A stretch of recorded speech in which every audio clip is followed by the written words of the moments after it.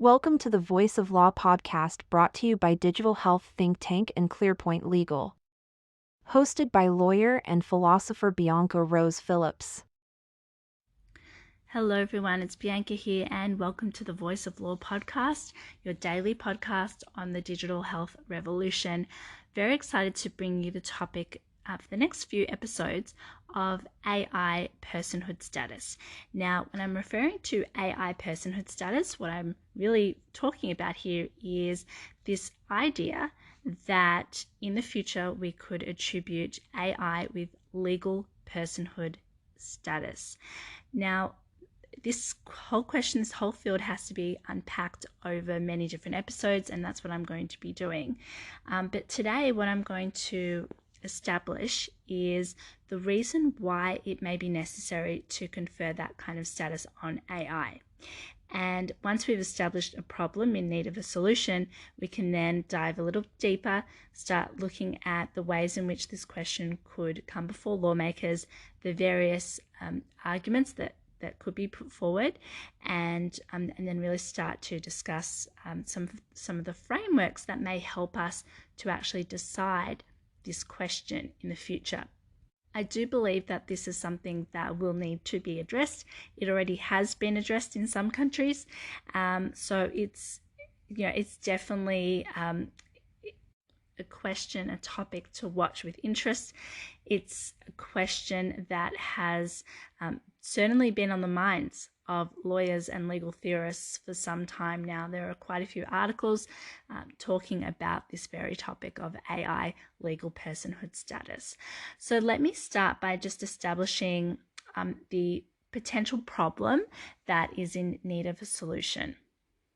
Essentially, the problem is that if someone is injured or if there is some form of malpractice arising from utilizing AI technology, the question is, how do we determine liability for the technology, for the people who create it, and so forth. And I just want to read a quote from an article on this very topic, which articulates quite clearly the complexity itself.